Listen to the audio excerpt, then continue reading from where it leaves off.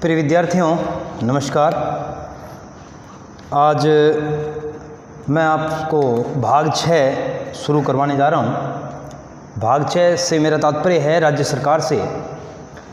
देखिए, संविधान का भाग 6 राज्य सरकार के रूप में संविधान के अंदर वर्णित है।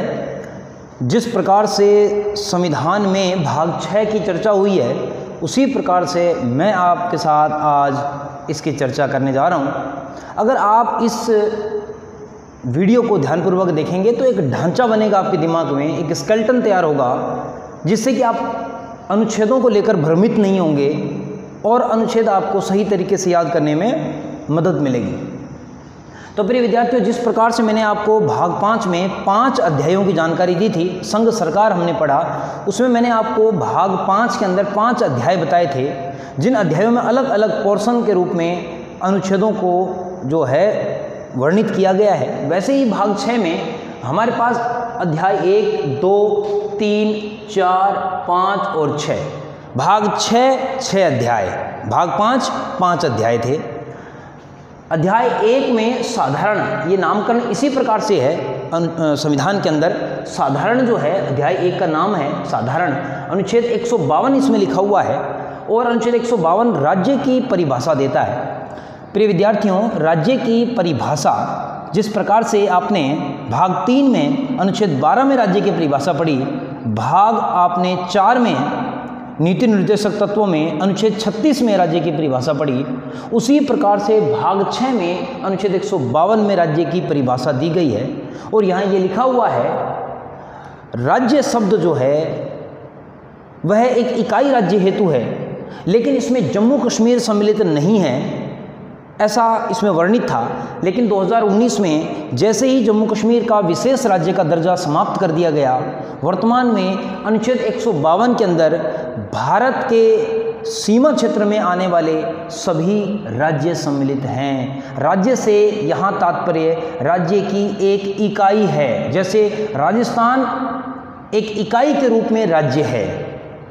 जिस प्रकार की परिभाषा हमने अनुच्छेद 12 में पढ़ी वो एक अलग है। उसमें संपूर्ण भारत, संघ सरकार, राज्य सरकारों को, संसद को, सार्वजनिक उपक्रमों को, जो भी है सार्वजनिक इकाइयों को, सार्वजनिक पदाधिकारियों को राज्य की परिभाषा में उसमें सम्मिलित किया गया था। लेकिन यहाँ राज्य शब्द से जो तात्पर्य है, राज्य की जो परिभाषा है, उसका मतलब है इकाई राज्य। राजस्थान, पंजाब, हरियाणा, चंडीगढ़, इस प्रकार से जो इकाई राज्य हैं वो इसके अंतर्गत सम्मिलित हो जाएगा। अब हम बात करते हैं अध्याय 2 की। इसमें है कार्यपालिका का वर्णन। एज इट इज ऐसा ही नामकरण है कार्यपालिका। कार्यपालिका अनुच्छेद 153 से 167 तक लिखी हुई है। अनुच्छेद 153 से 167 तक कार्यपालिका का वर्णन है। कार्यपालिका में आपको पता है राज्यपाल, मंत्री परिषद, राज्य के महाधिवक्ता, ये जो पद हैं मुख्यमंत्री, ये राज्य की कार्यपालिका के अंतर्गत ही वर्णित हैं। तो राज्यपाल का इसमें वर्णन अनुच्छेद 153 से लेकर 162 तक है। जहाँ राज्यपाल पद की बात आती है, राज्यपाल के संदर्भ में जो भी इसमें पद के संदर्भ में जो भी बातें आती है वो अनुच्छेद 153 से लेकर 162 तक आती है राज्यपाल, और इनकी शक्तियाँ भी यहाँ वर्णित हो जाती हैं।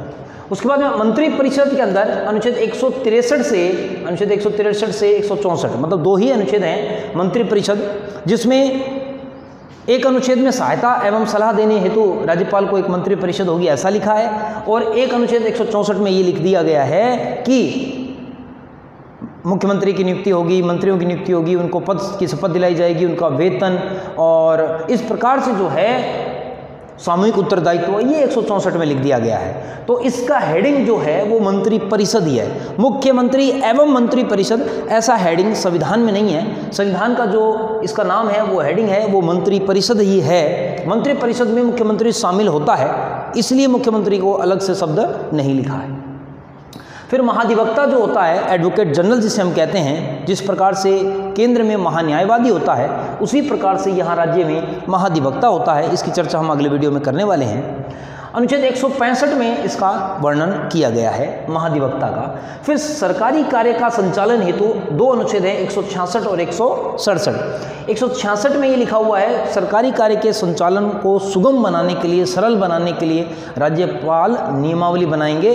बिजनेस रूल ऑफ एलोकेशन इस प्रकार से इसमें वर्णित है भी 2 मंत्रालय हैं उनके मध्य सरलता से कैसे कार्य हों, इसके लिए राज्यपाल जो है विधि बनाएंगे।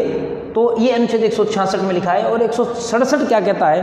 अनुच्छेद 167 कहता है कि मुख्यमंत्री के कुछ कर्तव्य हैं राज्यपाल के संदर्भ में कि वह उन्हें प्रशासनिक व विधायी जानकारी उपलब्ध करवाएं।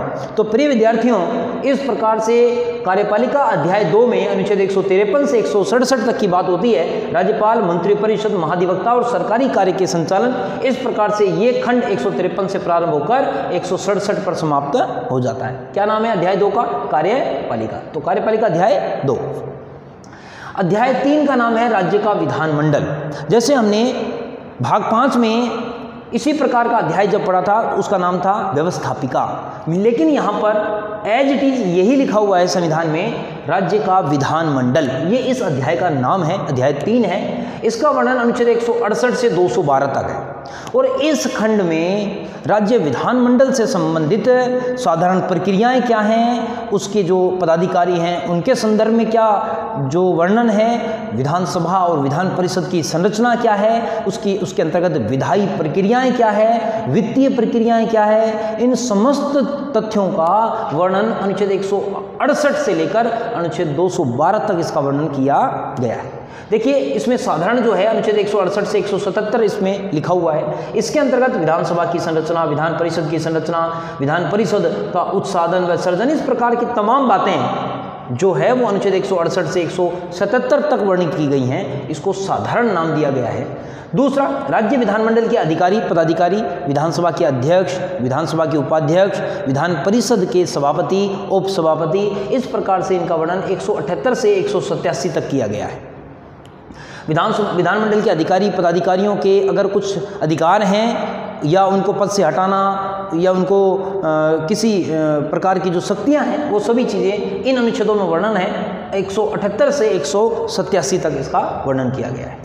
फिर कार्य संचालन के जो विधायी कार्य संचालन के जो नियम हैं वो 188 और 189 में है। सरकारी कार्य संचालन ये अलग चीज़ है जो कार्यपालिका के संदर्भ में है, सरकार के संदर्भ में है, मंत्रालयों के संदर्भ में है, राज्यपाल द्वारा किए जाने वाली शक्ति है ये। लेकिन यह कार्य संचालन, इसमें विधानसभा अध्यक्ष, विधानसभा उपाध्यक्ष, विधान परिषद के सभापति, उपसभापति, उनके द्वारा कार्य संचालन हेतु नियमावली जो है वो 188 और 189 में दी गई है कि विधानसभा अपनी कार्यवाही के संचालन हेतु नियम तैयार करेगा, नियम लिखित होंगे।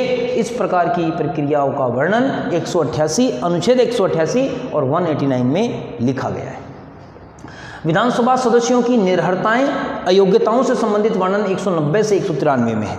अयोग्यताओं से संबंधित जो अभी वर्तमान में परिस्थितियां बनी हुई है राजस्थान में, उस प्रकार की चीज़ें यहाँ लिखी हुई है। दल बदल के आधार पर निर्भरताएं कैसी होंगी, 10वीं अनुसूची, इस प्रकार के वर्णनों का उल्लेख आपको अनुच्छेद 190 से 193 के मध्य मिल जाएगा। सदस्यों के विशेषाधिकार भी, मंत्री है, महाधिवक्ता है, बैठकों में भाग ले सकते हैं। इस प्रकार के जो विशेषाधिकार हैं सदस्यों के या मंत्रियों के संदर्भ में, वो अनुच्छेद 194 और 195 में लिखे हुए हैं। फिर इसके बाद में इसी में राज्य के विधानमंडल अध्याय 3 में जो छठा प्रकरण यहाँ पे चलता है वो है विधायी प्रक्रियाओं का भी। कानून कैसे बनेंगे, विधेयक कैसे प्रस्तुत होंगे, कैसे पारित होंगे, विधेयक के संदर्भ में क्या क्या अधिकार होंगे, राज्यपाल किस प्रकार से विधेयकों पर अनुमति देंगे, किस प्रकार से वह राष्ट्रपति के लिए आरक्षित कर सकते हैं। इस प्रकार की तमाम बातें अनुच्छेद 196 से लेकर 201 तक विधायी प्रक्रियाओं के रूप में अध्याय 3 में लिखी हुई हैं। कौन से अध्याय में लिखी हुई हैं? अध्याय 3 में लिखी हुई हैं। फिर उसके बाद में वित्तीय विषय 202 वार्षिक वित्तीय विवरण, बजट, धन विधेयक, वित्त विधेयक, इन समस्त प्रक्रियाओं का उल्लेख 202 से लेकर 207 तक लिखा हुआ है, 202 से 207 तक। फिर साधारणतः प्रक्रियाएं जो हैं, अन्यत्र प्रक्रियाएं हैं, वो 208 से अनुच्छेद 208 से 212 तक इसमें वर्णित हैं। 208 से लेकर 212 तक साधारणतः जो मिसलेनियस जो अनुच्छेद हैं, कुछ अतिरिक्त अनुच्छेद हैं, वो इसका वर्णन यहाँ किया गया है अनुच्छेद 208 से लेकर 212 तक। तो प्रिय विद्यार्थियों, अध्याय 3 जो आपको कहता है वो कहता है राज्य का विधानमंडल, और विधानमंडल से संबंधित समस्त जो अनुच्छेद हैं वो इसमें आ जाते हैं। स्केलेटन आपको तैयार करना है, एक दिमाग में ढांचा तैयार करना है। जैसे राज्य सरकार जो है वो आपका अनुच्छेद 152 से शुरू होकर आपका 237 तक चलेगा। अनुच्छेद 152 से लेकर 237 तक चलेगा। अब आपका एक ढांचा दिमाग में बन गया, अनुच्छेदों को याद करने का आपको एक तरीका बता रहा हूँ। एक ढांचा दिमाग में बन गया कि जब भी मैं राज्य सरकार पढ़ूंगा वो दायरा है 152 से लेकर 237 के बीच में उससे संबंधित बातें आएंगी। इतना एक ढांचा हमने बना लिया। इसके बाहर जो अनुच्छेद हैं उसमें राज्य सरकार से लेना देना नहीं है। 152 से 237। फिर मैंने कहा कि इसको मैंने 6 अध्याय में बांटा है, मैंने नहीं, संविधान ने बांटा है। अध्याय 1 में अनुच्छेद 152 है, अध्याय 2 में 153 से 67 है, अध्याय 3 में 168 से 212 है, अध्याय 4 में केवल एक अनुच्छेद है 213, अध्याय 5 में राज्यों के उच्च न्यायालयों को लेकर 214 से लेकर 232 तक अनुच्छेद है। फिर अध्याय 6 में अधीनस्थ न्यायालय 233 से लेकर 237 तक अनुच्छेद है। जब आप इस प्रकार से एक ढांचा अपने दिमाग में बना लेंगे, चाहे वह भाग 5 का हो चाहे वह भाग 6 का हो, तो आपको अनुच्छेदों को याद करना बेहद सरल हो जाएगा।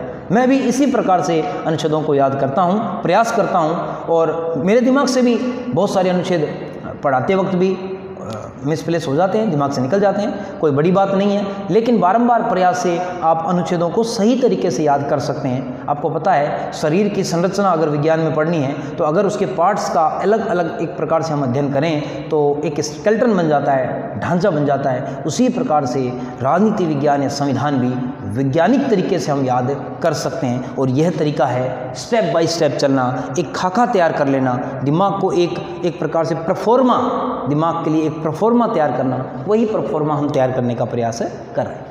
अध्याय 3 के बारे में मैंने आपको जानकारी दी, इसका विस्तृत वर्णन हम आगे टॉपिकों में करने वाले हैं। अब अध्याय 4 की मैं बात करूं तो अध्याय 4 में राज्यपाल की विधायी शक्ति का उल्लेख है, अनुच्छेद 213। और राज्यपाल की विधायी शक्ति क्या होती है? अध्यादेश जारी करना। अध्यादेश जारी करना राज्यपाल की विधायी शक्ति है, और इस विधायी शक्ति का विस्तृत विवरण हम करेंगे।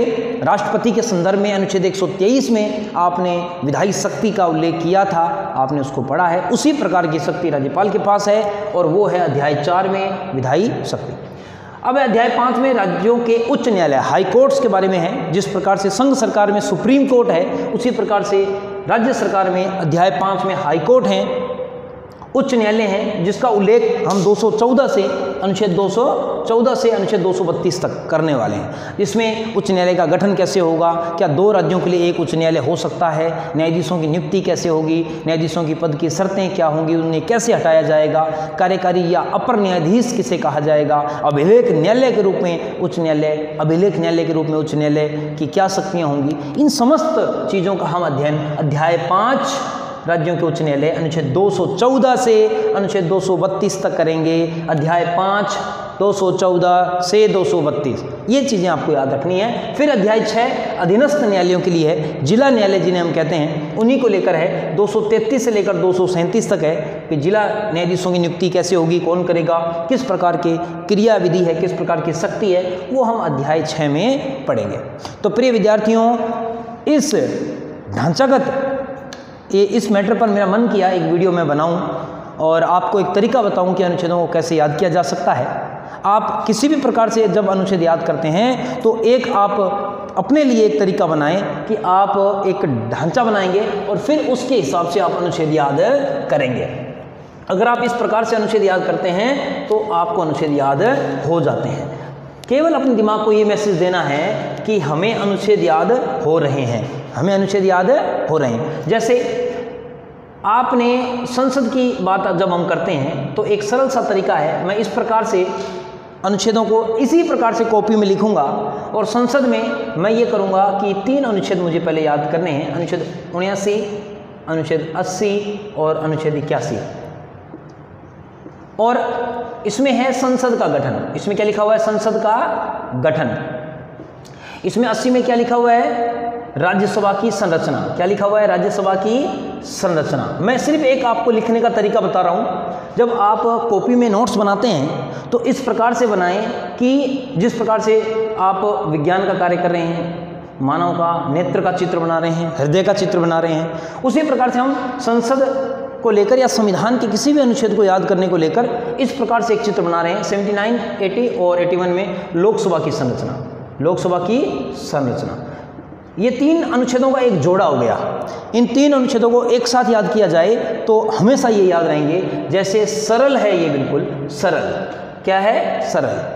तो संसद का गठन, राज्यसभा, लोकसभा, 79, 80 और 81 सरल है।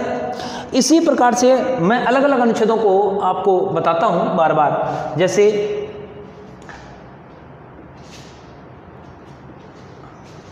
अनुच्छेद 107, अनुच्छेद 107, अनुच्छेद 108, अनुच्छेद 109, अनुच्छेद 110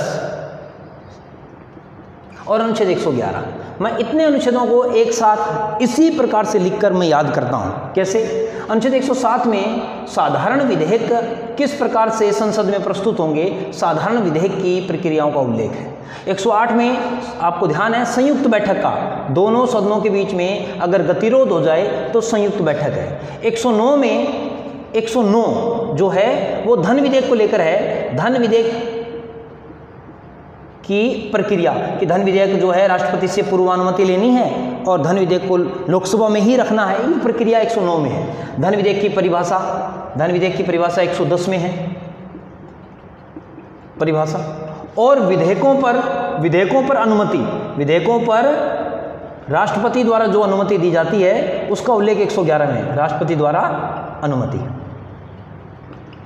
जब मैं इस प्रकार से इन 5-5 अनुच्छेदों का, 3-3 अनुच्छेदों का, जहां आपको ज़्यादा याद हो सके 7 अनुच्छेदों का, आप इस प्रकार से जोड़े बनाएं, युग्म बनाएं और फिर उस युग्म को जब आप इस तरीके से रिटर्न करेंगे, लिखेंगे और बारंबार करेंगे, 107 साधारण विधेयक, 108 संयुक्त बैठक, 109 धन विधेयक की प्रक्रिया, 110 धन विधेयक की परिभाषा, 111 विधेयकों पर राष्ट्रपति की अनुमति, इस प्रकार से ग्रुप बनाने हैं। अनुच्छेदों को याद करने का सही तरीका है युग्म बनाना या अनुच्छेदों का ग्रुप बनाना। चाहे इन अनुच्छेदों में संबंध हो या ना हो आपस में, केवल हम हमारे दिमाग को मैसेज दे रहे हैं कि जोड़े बनने से हमें अनुच्छेद याद हो रहा है।